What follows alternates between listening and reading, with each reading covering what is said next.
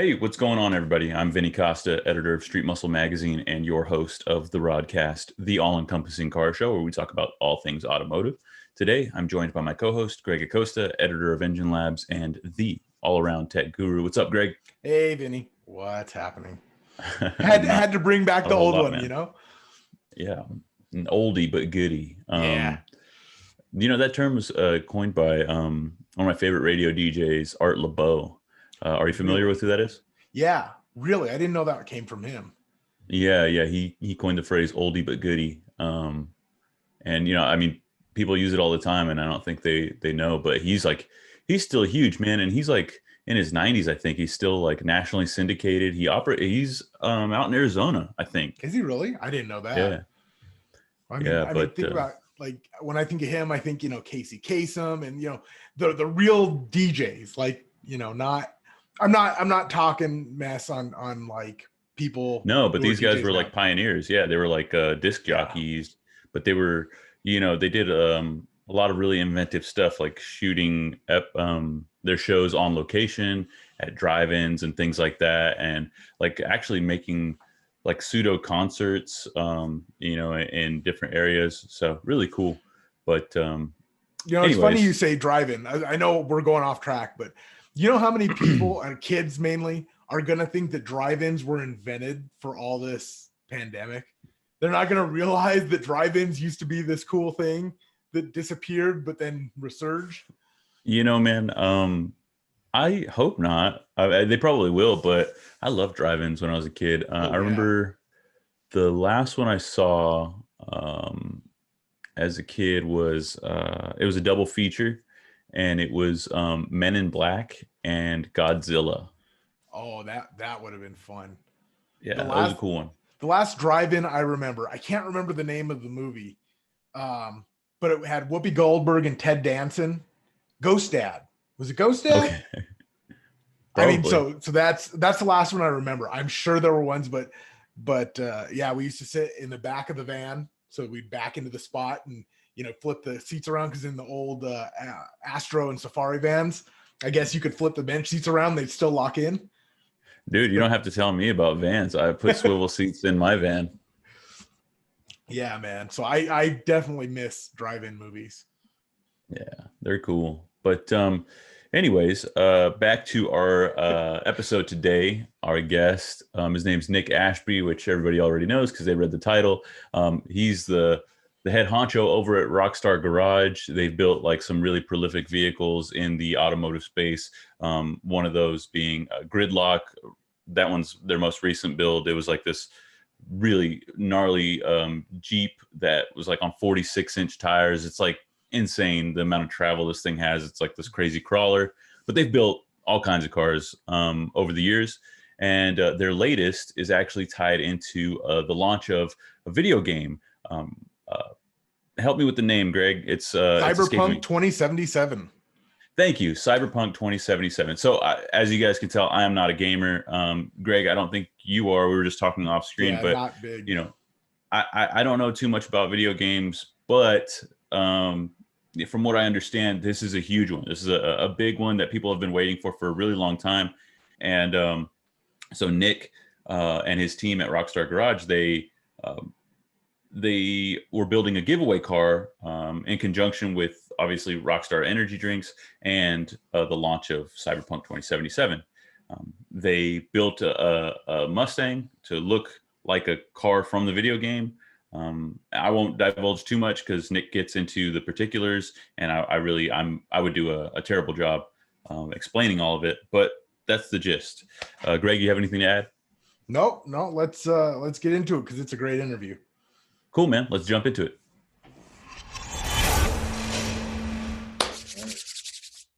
Nic Ashby, everybody. How's it going? Say hi to the people, man. How's it going? Early in the morning. Man. Yeah, man. You guys had me up way earlier than I'm accustomed to. Not we. Yeah. Like the people who put this press tour together had us up way earlier. All right. Well, so yeah, let's jump into it, man. Tell the people who you are and what we're doing here today, and what you guys are about to embark on. So, man, it's been a crazy year. It is like what this year has thrown everyone through has definitely been an obstacle. Somehow, I mean, we've come out in a really cool situation where we were brought a project by Rockstar Energy at the beginning of this year. And who we are is we're the garage of Rockstar Energy, Rockstar Performance Garage. And they brought this project to us, and it was like March, and it was like right before everything was going in, like everything was happening with COVID. And then all of a sudden, like we have our entire plan, and then it was like, boom, COVID hits. And we're just like, whoa, where did this come from? Are we still gonna be able to do this? How are we gonna do this? So we start sitting down and like game planning everything on how we're gonna do everything. And we got it together. We got everything put together. And what's probably pretty cool is in the middle of COVID, we got a lot of good companies to come together and build this Mustang, you know, as a giveaway car so someone can win. You know, I mean, so we always make a joke that like the one good thing that's going to come out of 2020 is this badass Mustang that someone gets to win, right? Yeah. So really cool project. It's been a very weird project just because of the status of like the world right now. Right. But other than that, I feel like car people are just going to always do what car people are going to do, sure. right? It doesn't matter what's going on out there. We're always going to be, you know, building and doing our fun stuff. We've had several guests on the podcast who are, you know, manufacturers, builders, enthusiasts, what have you. And to your point, nobody's stopped. You know, in fact, more people are at home, you know, working on projects. So we're seeing a lot of really badass cars being built, dude. Well, everyone's sales are through the roof right now. Like Mickey Thompson's up 250% exactly in sales because everyone is sitting at home. Yep. Probably car guys, probably buying what they can't afford, right? And they're basically getting in there and they're working on projects that have been sitting there forever. And they're like, hey, well, now I'm sitting at home and I have some time. Well, what do you do when you get restless? You work on your hobbies, right? Yeah. And so I want to get into the specifics of the car. Okay. And I want to get into like the relation to the video game, Rockstar, the whole deal, all of your partners. But before we get there, I think we should lay down some groundwork as far as background on who you are, because you've built some like really awesome rides, right? Like off-road vehicles. Mm-hmm. So let's start there, and then we can kind of get into what you do for Rockstar Garage. Okay. So kind of my history in all of this is I actually started out in the import industry with the National Guard. I was their spokesman when I got back from Iraq. That's awesome. I did a bunch of crazy stuff over there. Oh, cool. Thank you for your service, man. Thanks, man. And did some crazy stuff over there, became like the face of the Army and the National Guard doing this whole marketing thing with hot import nights, like back in the day when that was a big thing, that's right? awesome. Yeah. Like totally date myself right there. But we were there, we were doing that all around the country. At one point, like we were doing stuff with Dale Jr., which was really cool, like a crossover thing. Were you working when he was like with Mountain Dew and that during that time? It was like when he was a driver for the National Guard. Okay. Yeah. So we did that kind of stuff. And then kind of when I started making my transition out of import was when Camaros dropped. And it was like 2010. Very cool. And GM was like, hey, we're going to give out 5 of these Camaros, the dollar car program. Okay. When Bob Kern, rest his soul, when he was there and he was giving out the dollar cars, we were chosen out of like, and I don't know how, but we, you know, I mean, everyone wanted one of those 5th gen Camaros when they first came out. For sure. And we got one and we built it, and I wanted to be different from the rest of the crowd that was kind of doing those, and everyone kind of had like kind of their own thing, but it was all kind of like the same thing. So I was like, I'm going to kind of bring some of the import feel and the European feel over to this Mustang, this Camaro, and do something really cool there. And I ended up working with companies like, at the time it was BBS and Brembo, cool, yeah. you know what I mean? And I was getting like the one-off parts through those companies that were like for the RS that was coming out in 2 or 3 years. And I was trying to do that thing. With Sabon, we brought a lot of carbon fiber onto the car. Cool. And then we did like a full, like a one-off leather interior in this thing. And it was like back then like Camaro guys really weren't into that, like the newer Camaros. It was more of like an older Camaro thing, like a classic car thing. But we had Stitchcraft do this insane interior on it. And we actually ended up winning 2 GM Design Awards on that car. And then the creator of Gran Turismo sat in the car, said, coolest domestic here, and gave us the award for best domestic. Dude, that's awesome. We won the Gran Turismo award there. And then was this something that you guys were gearing up for, like SEMA or something like that? Yeah, it debuted in the Chevy booth at SEMA. Gotcha. And it was probably like our first big transition out of import. into muscle. And the first car I ever built was the National Guard's Fallen Heroes G35 with like the murals on it. I'm familiar with that car, yeah. So that was the first car I ever built. And then all of a sudden it kind of like blew up. And then we did a Black Ops 350Z that we built, which was like full carbon fiber, 4.2 stroke motor. For the video game, right? No, that one, like that 350Z was actually another National Guard tour, but we called it the Black Ops 350Z because the entire car, everything but the roof on that car was replacement carbon. Oh, wow. And like you're talking, some of that stuff was dry carbon. That's awesome. So we did all that, 3-piece forged wheels, like that car was built to the hill. So partnering with, these companies who are making these one-off parts for these new at the time cars, right? Is that something that you had experience in? I mean, you say you were coming from the Army. Were you like a project manager or something like that? So it was kind of weird because like in the National Guard, I was a demolitions guy. So I was actually the explosives guy. But in Southern California, on the civilian side, I was a general manager for a contract company where I was like a division superintendent handling all the, we were building like a lot of schools in the area, hospitals, that kind of stuff. And I was managing about 80, 90 employees and about 20, 25 million a year in work. Okay. I was doing that at the same time. Like I was building all this car stuff and being a soldier. I was busy. Getting after it. Yeah. But, so to answer your question, I had no knowledge of the automotive industry, really. Like I came into the automotive industry, not connected, not knowing anyone, like nothing, right? Yeah. Like I didn't have a heritage. I didn't have a family. I didn't have a name, anything there. And it was a lot of hard work. But again, I got lucky. I met a lot of good people who became very good friends, and helped me build these cars and be successable. Right. And then, and it was about 2011 or 12 was when I kind of was like, it's time to get out of the military. Like I've done my portion. Right. And also like being in the military, I was limited on a lot of things I could do. I couldn't work with a lot of foreign-based companies because of that tie to the military. Interesting. Because I was their spokesman, right? Like they don't want any ties to, outside company or outside foreign companies. Yeah. Because of that military tie. Wow, that's something that people probably don't think about. Yeah. So like they want everything made in America, that kind of stuff. But the problem is like some of the best performance parts aren't made in America. Right. Like we all know that, right? Yeah.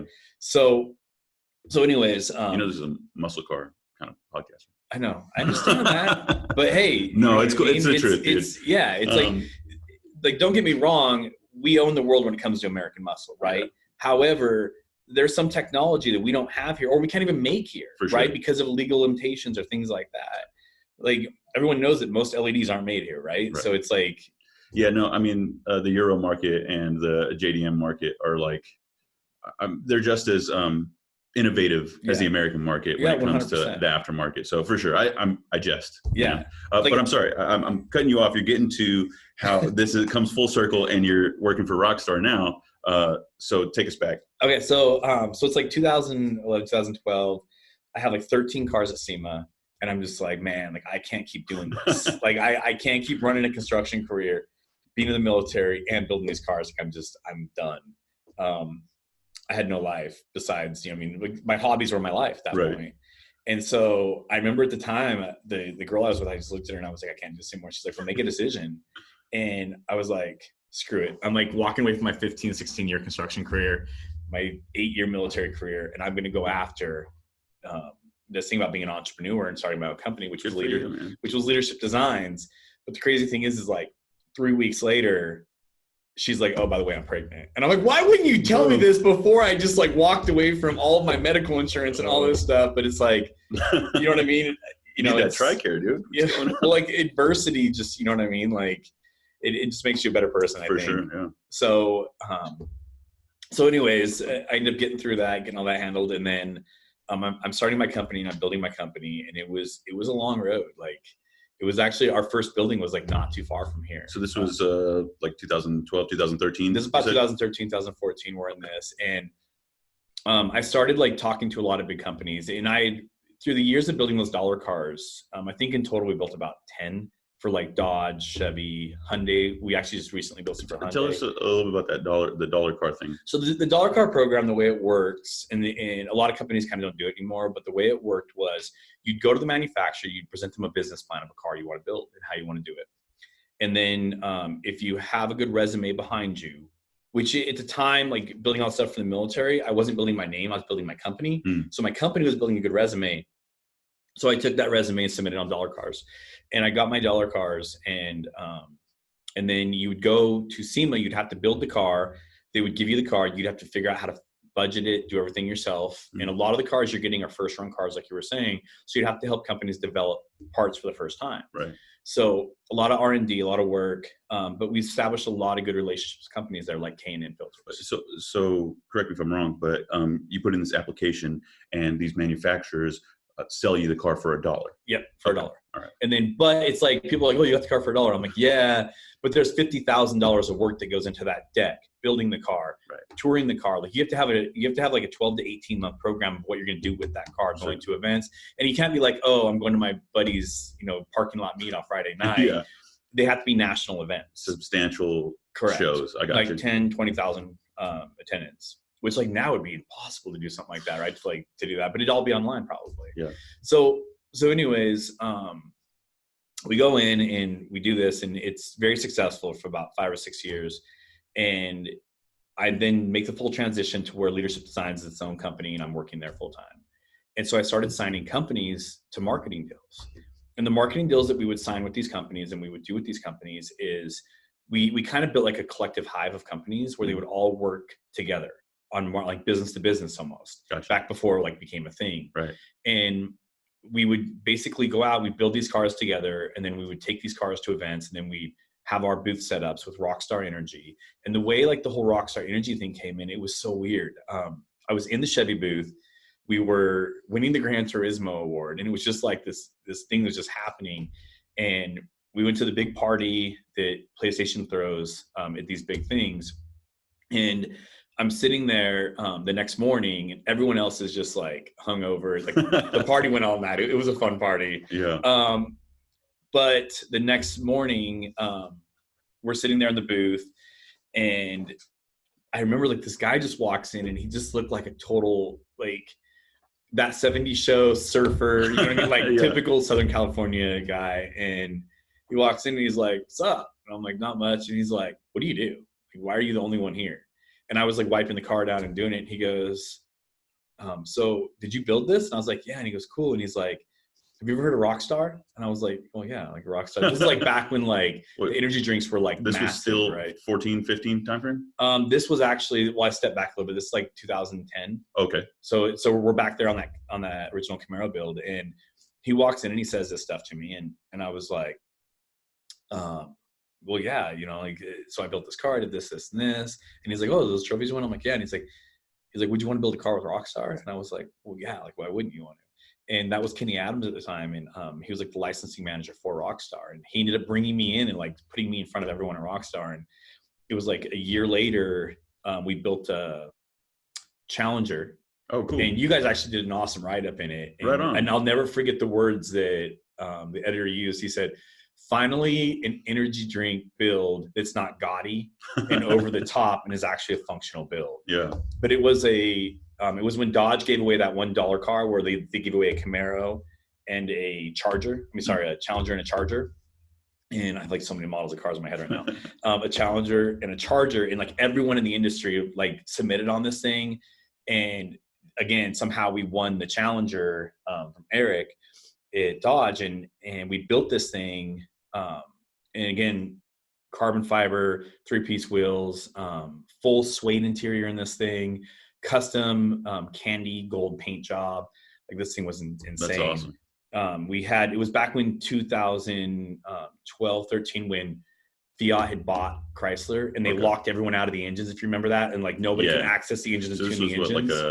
Was it an SRT8? So no, it was a 392. We got one of the first 392s. It was first 392. Okay. Yeah. So it was the actual 6.4, not the 6.2 that's out now. Right. So anyways, we get this thing, and somehow the guys, well, what happened is we're talking to Vortec. Vortec supercharges it for us, but then Vortec has to work with Dodge, and like we have to send the ECU to them because they have to tune it for us because the whole thing. Correct, because you weren't allowed to access back then, and we still kind of aren't, but we figured out ways around it. It's tough. Like those Gen 3 Hemis are like, now the aftermarket's barely catching up to them. But it's like, again, leave it to the car guys, because we will figure out our ways around different things if we have to. So we get this thing, we tune it, we do all this, and it's center Center Hall, on the main walkway right there, Vortec, and won some awards there. And again, it was like all Rockstar painted. It was badass. And we bring it back, and like I remember the VP Jason May at Rockstar was just like, "This thing is awesome. Let's do another one." And I'm like, "Dude, like if we're gonna do another one of these, we're not gonna be that shop that's just like using other people's space. Right. We've got to create our own Rockstar Garage." So at that point, like that was when Rockstar Performance Garage started, and that was in like 2012, 13. And then, like I said, we got our building. We started building stuff and doing stuff. I'm in the transition, went there full time, and then we started getting into the off-road because that's where the market was headed. It was like right when that big crossover happened, when it was like import and muscle weren't as strong anymore. Everyone was headed. It was like right around when the JK Jeep, for sure, and then the UTV market just started like skyrocketing. Especially where you guys are at, right here in Southern California, close to the Inland Empire. I mean, this is like the heart of off-road country. Yeah. Yep. So we get into that market. And then I think our first big recognizable build was an old school Bronco we did. Very cool. And that was like a 72 Bronco with a 363 stroker. And what's crazy is like we built this thing and designed it, and we did it to where it was super retro. And we used like old Merc headlight buckets in it and all that kind of stuff. And then did like that cool 3-piece grill with the actual billet badges, made us custom Bronco badges. Right. And it's like now, flash forward 10 years later, and this same exact freaking grill is on the new Bronco. And I'm just like, wow. Well, like, so seriously. I have a question, right? So you guys start Rockstar Garage, Rockstar Performance Garage. Yep. And the impetus is kind of like you guys are building these show cars, and then you start to transition to something that's built, like purpose built for off-roading.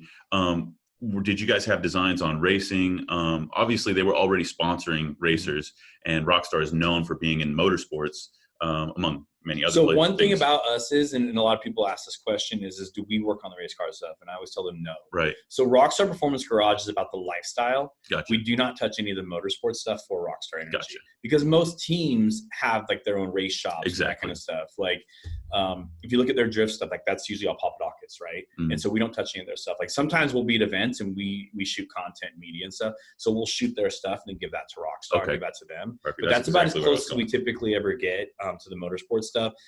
Because I always explain to people, it's like, we're lifestyle. We're about engaging directly with the consumers, like removing that barrier, for sure, and hitting trails with them, engaging with them, right? Okay. Because at the end of the day, we're a lifestyle garage. We're not a race garage, if that makes sense. But everything we're doing is like based off of performance. Yeah, right? No doubt. That's really cool. So that kind of brings us to where we're at today. Yep. You guys are still cranking out awesome cars. Mm-hmm. Today is no different. You guys have this awesome Mustang that you guys built in conjunction with Cyberpunk 2077? Yep. Right. Okay. So I did a little bit of research on the car. I did a little bit of research on the video game. But I'll leave it up to you to kind of start with the impetus of all this project, right? Okay. So flash forward to this year when we get the phone call from the gaming portion of Rockstar, and they're like, "Hey, we want to build a giveaway car. What do you want to do?" And so we start talking about the different, thoughts of cars we can do and that kind of stuff. And one of the thoughts was, hey, why don't we build a Hellcat? And I was like, what do you guys want to do? And they're like, well, here's our budget, and we want to go get this car, put some cool wheels and tires on it, put a wrap on it, and then give someone a Hellcat. And I was like, well, I don't know. To me, being a car guy, I'm like, I look at that and I'm like, that's a cool marketing ploy. And I'm sure that someone would love a Hellcat, but like, what's the coolness about that, right? Like, there's nothing. It's just, it's very like generic. Well, yeah, I have, but at the end of the day, it's still a car that anyone can buy. For sure. Anyone can walk in and get off the dealer floor right now. You know what I mean? Like, you can buy them used, not too expensive. Right.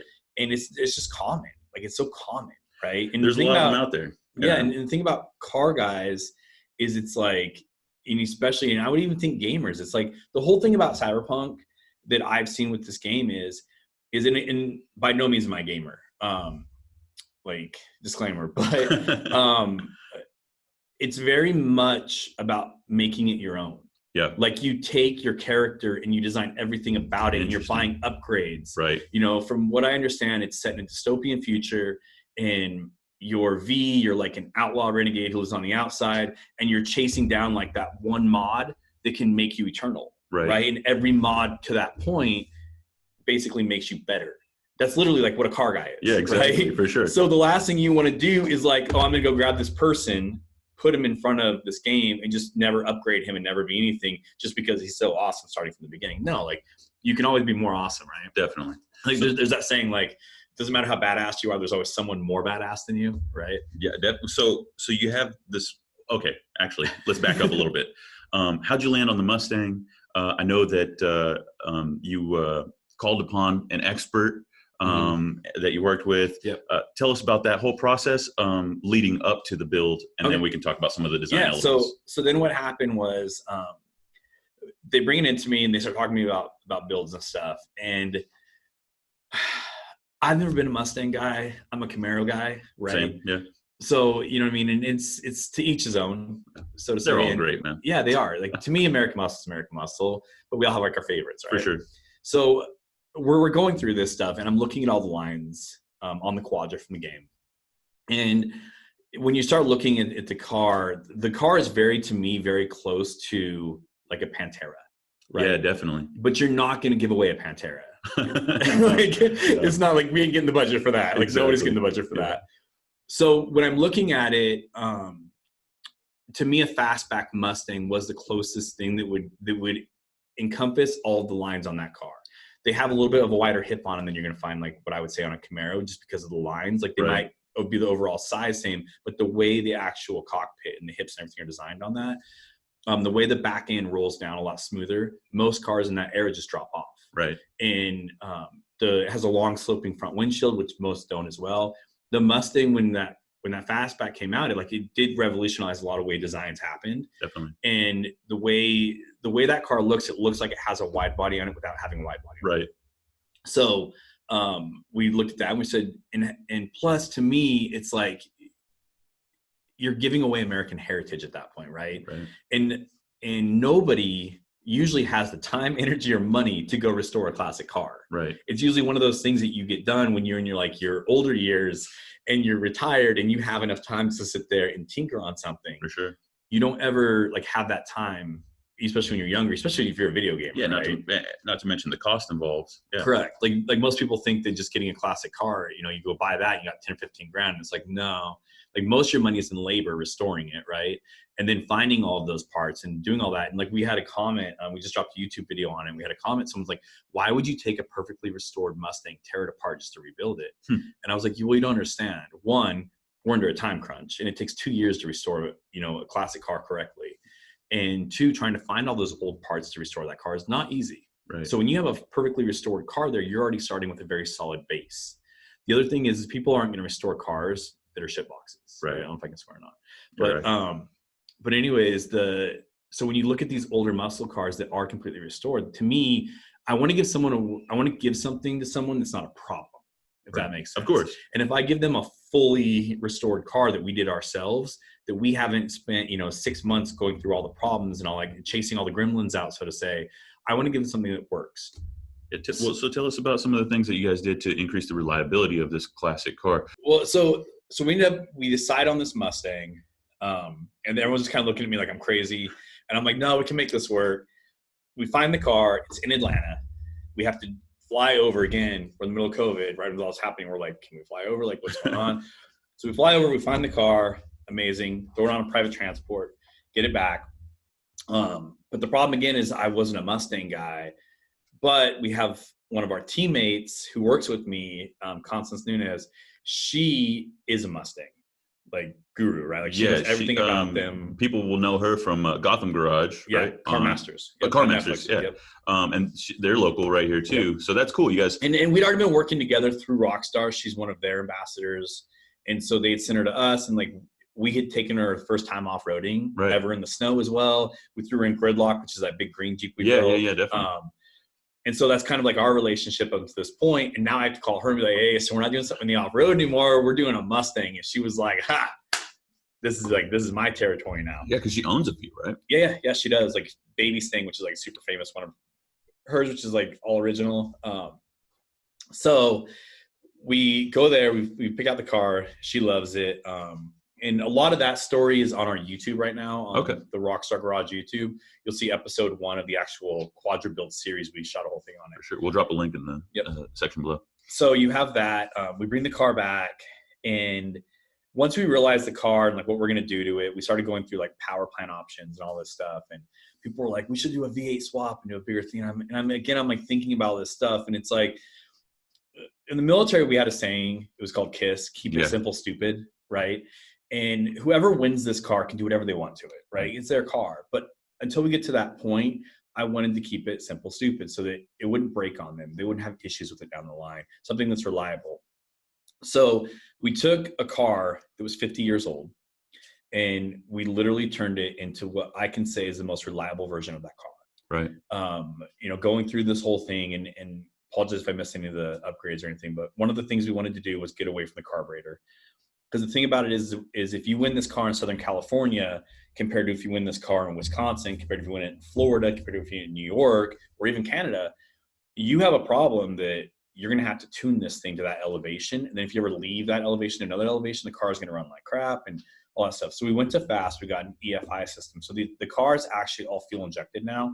And we used the stock 302, again, that heritage, right? That's a great sounding motor. It's it's iconic Mustang. Yeah. So we took that 3-speed transmission and we just kept it all in there again. Cause like the numbers on that car, it's a Detroit car. So it's like, it's a valuable car just the way it sits. And we didn't want to mess any of that up. And one of the things is that we talked about was everyone's like, oh, let's cut this and let's do this. And I'm like, we're not cutting this car up. We're not doing that thing that like what I would say you see on like TV where they destroy these old classic cars and they don't make any more of them. Right. This is a limited what's the word? Commodity. And so it's like, you don't want to destroy that, right? Like anything I've done is fully reversible. Right. If somebody else wins this car and wants to have a more classic look. So we go in, we build this car, we do the fast EFI, Canon intakes, Odyssey batteries, Mishimoto radiators and fans.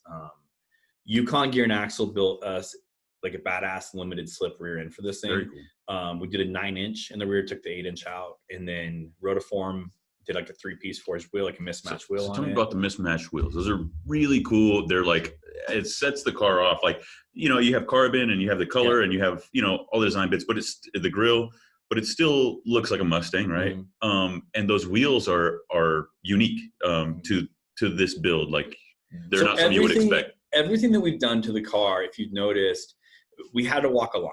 Right. That line was making this thing look like it was newer, right, 100 years, because this game is supposed to be set in 2077, but at the same time, like not pissing off the Mustang crowd, right? Yeah. So like Constance was there to make sure that I don't piss off the Mustang crowd, but I'm like yanking her over towards like this side as much as I possibly can. So we like walked that line where we kept it, to me, like very Mustang-ish looking, but it's still very like skirting lines on things you're not supposed to do with old classic cars, right? So we went in and we built this thing to that aspect. The wheels, so in the past, like when I did a Camaro for Chevy, a convertible one, I did mismatched wheels on it. I've done that stuff in the past. On this one, we actually chose to do that because we pulled the designers of the game in. And we said, hey, this is like, the wheels make a car, right? Like they really do. And so we brought them in and said, here's all the options that we can do. What do you guys want to do?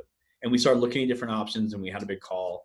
And it was actually Cyberpunk who chose that wheel setup on there because there was a rendition of the actual. So one thing that people might understand is Quadra is not a model in the game. Right. Quadra is a manufacturer in the game. Gotcha. And then there's different models of Quadras in the game. Interesting. This one's built, I believe, off the Type 77. Don't quote me on that, but I think that's what it's built off of. And so that one actually has mismatched wheels on it that look just like the wheels that are on the Mustang. Very cool. But the yellow one that you see in the game is not the actual car. So we kind of took two different cars. Yeah. So like off if the game and merged them, were to modify one in the game or something. So I'm glad that you brought that up. I was curious. So as you mentioned before, Cyberpunk 2077 is set in a dystopian future, not unlike our own.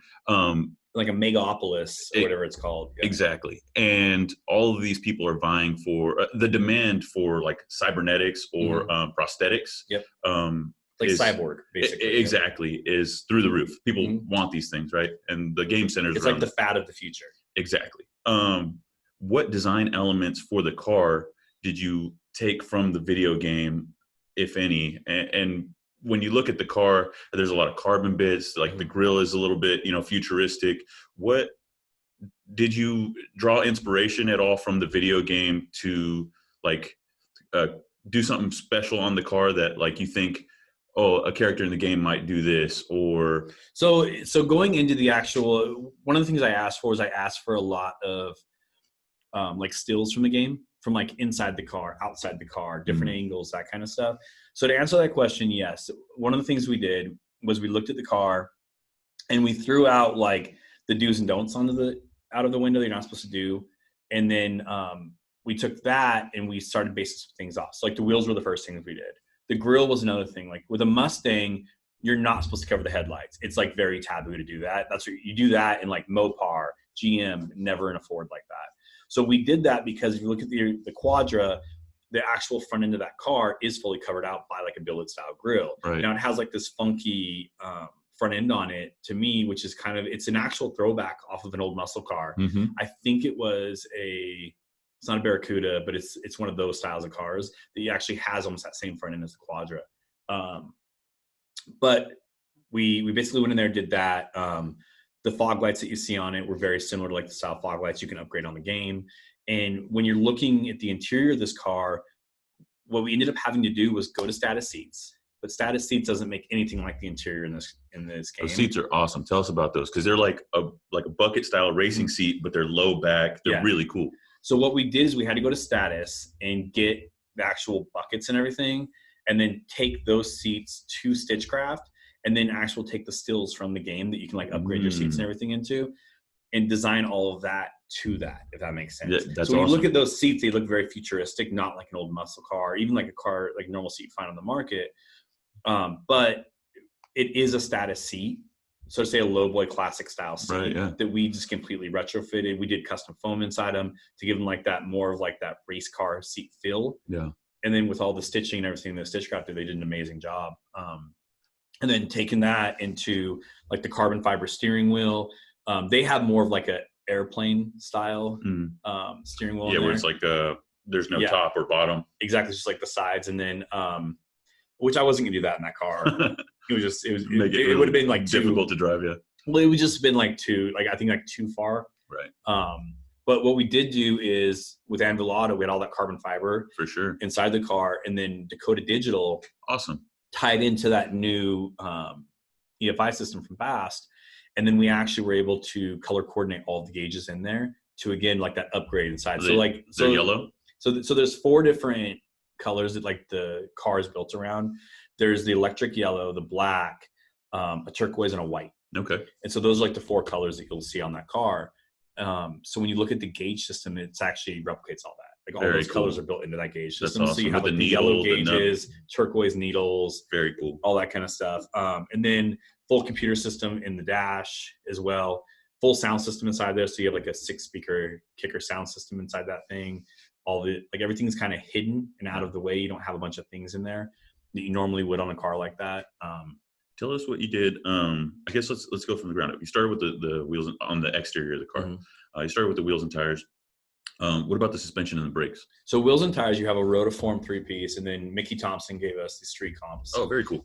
So you do have like more of an aggressive tire out there for that. Well, you need it. Yeah. So you have that, and then one of the things is like that car comes with leaf springs in the rear. Mm-hmm. The last thing you want to do is hand someone like an old car with leaf springs when they've been driving over on struts now, right? Right. It's like people are going to get in that car and just be like, what? Like this thing's rides like a pickup truck.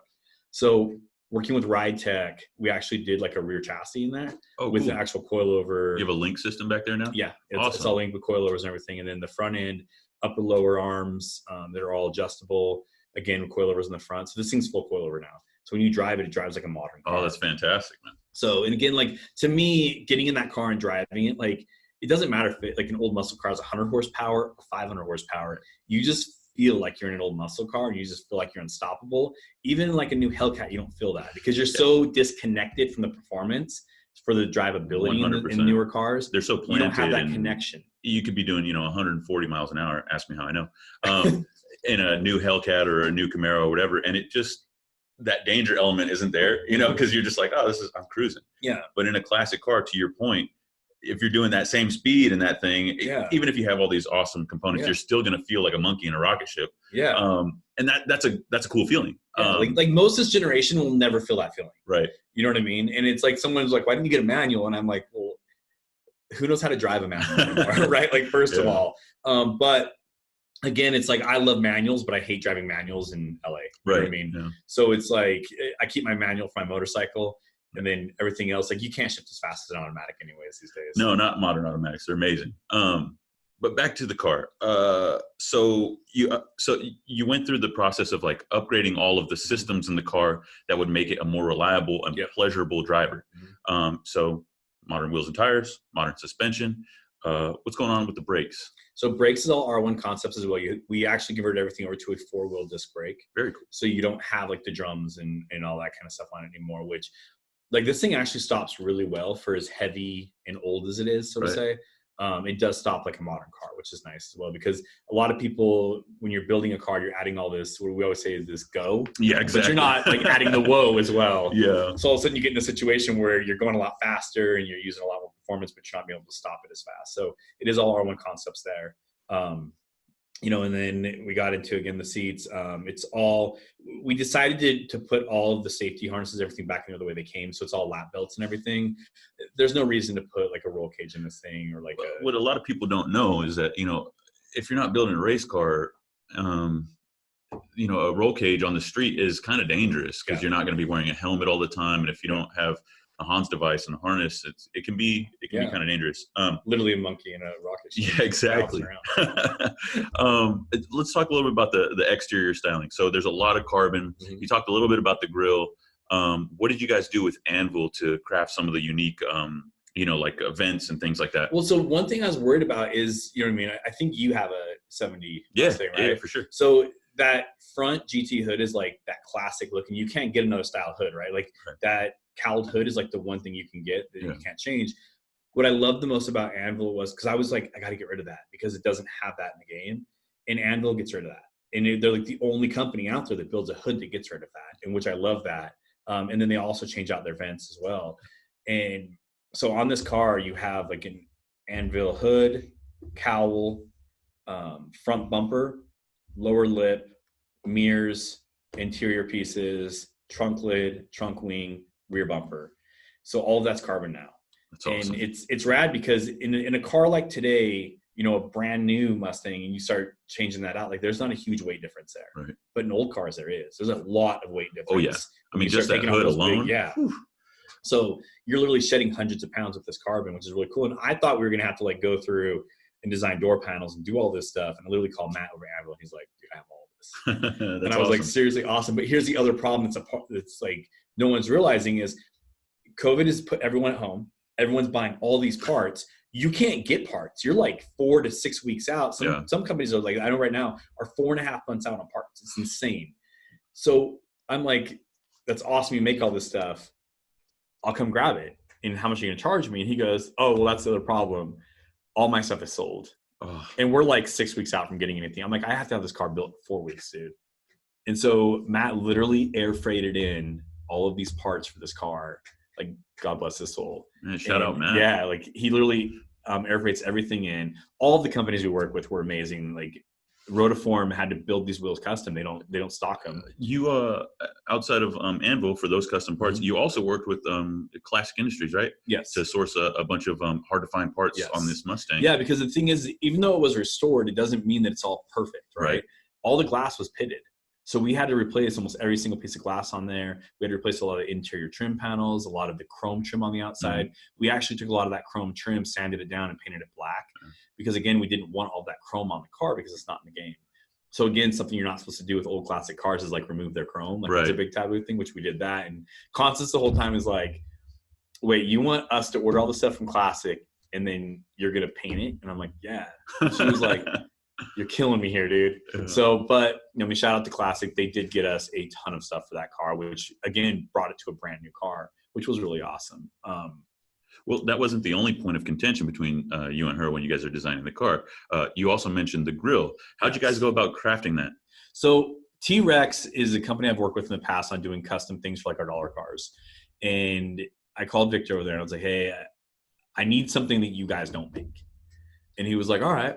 He's like, what do you need? And I was like, I need a Mustang grill. And he goes, we make those. And I'm like, no, I need a different Mustang grill. And he goes, what kind of Mustang grill do you need? And I said, think of a Phantom grill, like the old school pickup truck Phantom grills. And his best way to explain it, and he goes, you can't cover the headlights on a Mustang. And I was like, well, I need to. And then Constance was actually there that day that I'm making this call. And she just like looks up from her phone and she goes, nah, you're not covering the headlights on the Mustang. And I was like, got it, Holmes. And I pulled a picture of the Quadra and I'm like, you show me where the round lights are on that. You know what I mean? Where everything's not like hidden and ghosted out on this thing.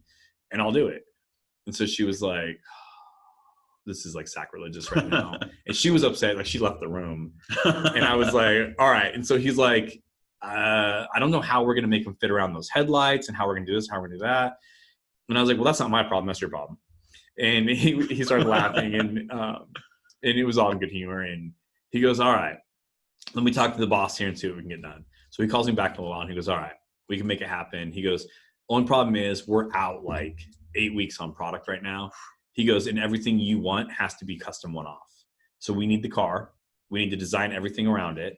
And then once we get that mold made, that part made, so to say, we have to make the jig or the template to actually put that in so we can replicate it again in the future.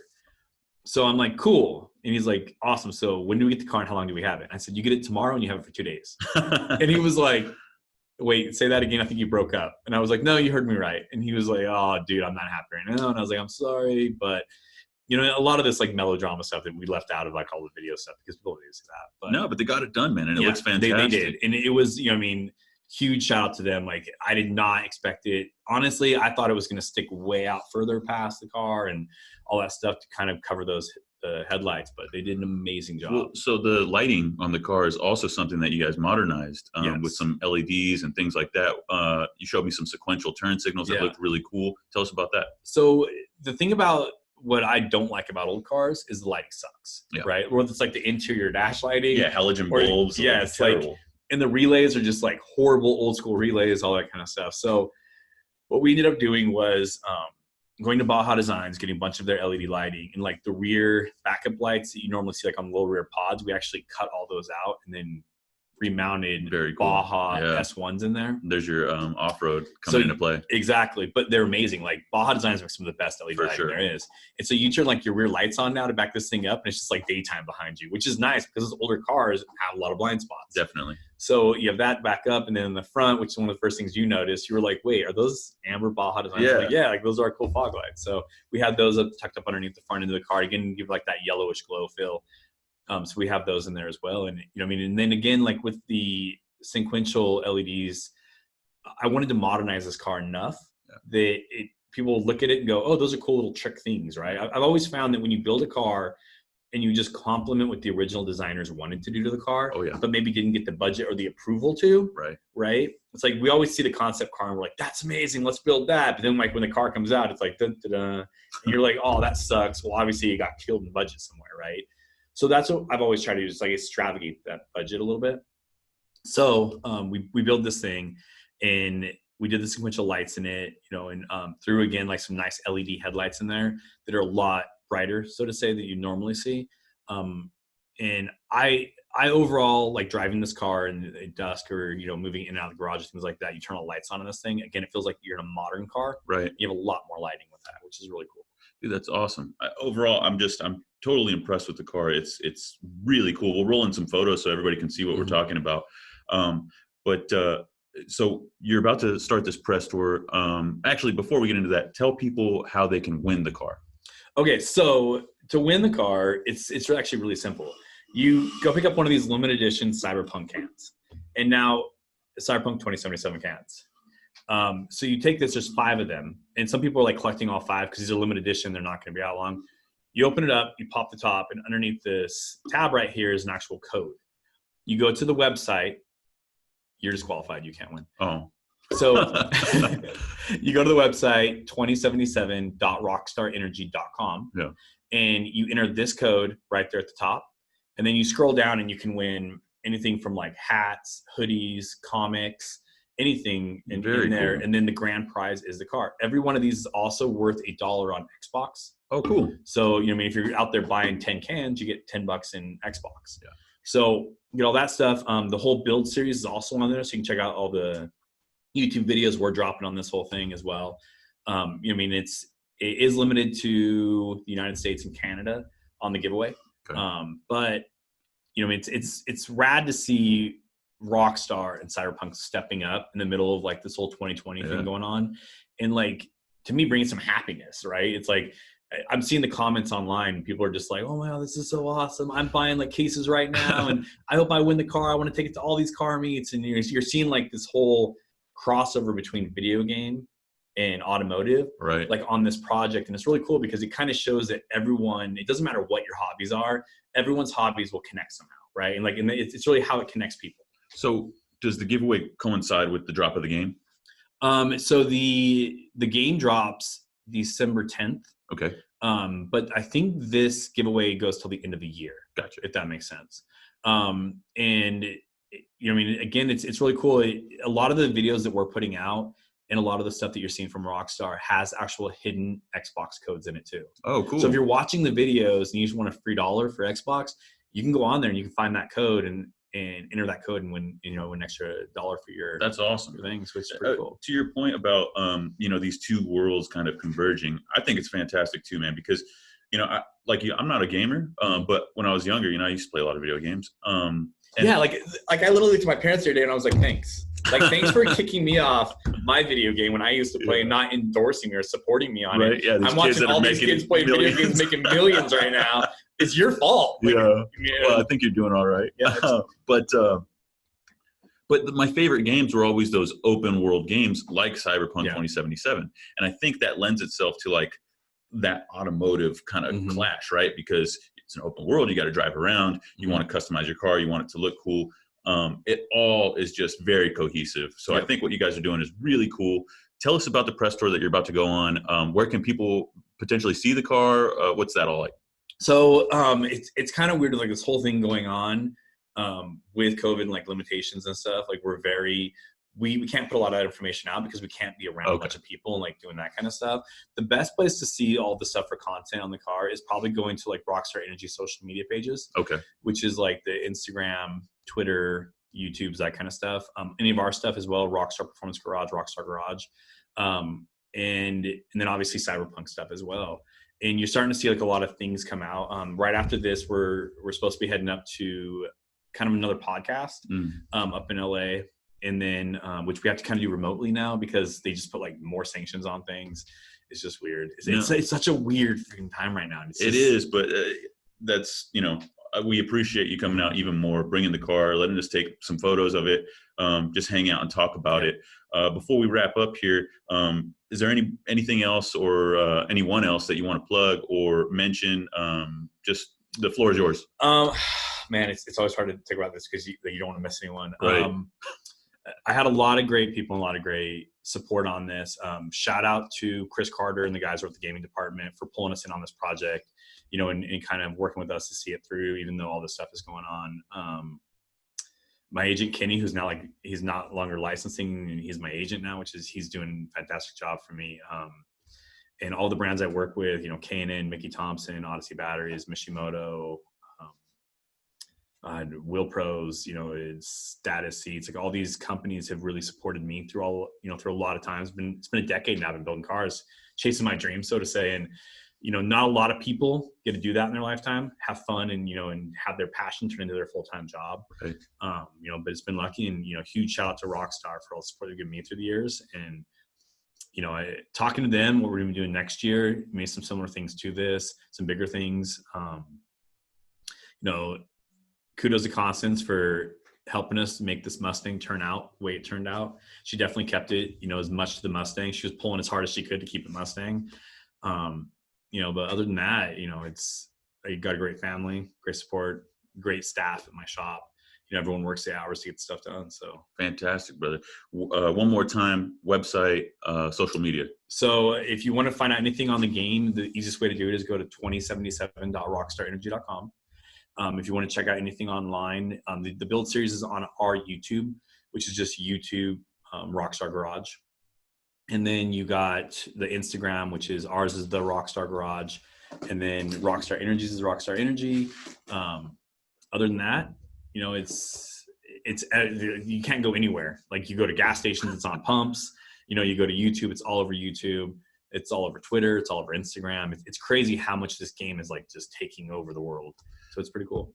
Well, thank you so much, brother. I'm gonna shake your hand. Yeah, definitely. I appreciate you, man. Definitely, man. We'll catch you guys next time. Yep. Thanks for having us.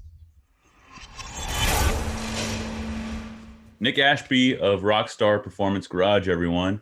One more thank you to Nick. That was awesome. It was cool to shoot it on location with him at the Power Auto Media studio. And just have him in office. He brought the car down. We took some photos of it, and there will be a article up post haste. But yeah, there you go, Greg. Yeah, and I'm not gonna lie, I'm a little disappointed that, you know, I'm so far away, because I saw you guys, you know, chugging down some Rockstars, and I mean, honest to God, no tie in here. That is my energy drink of choice, which I have cut back on heavily in the past year.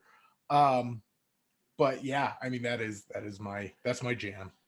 Yeah, they were cool, man. They were kind enough to bring me a little care package with some Cyberpunk and Rockstar swag, and that included like a whole myriad of different flavors from the Rockstar line that's been launched in conjunction with Cyberpunk 2077.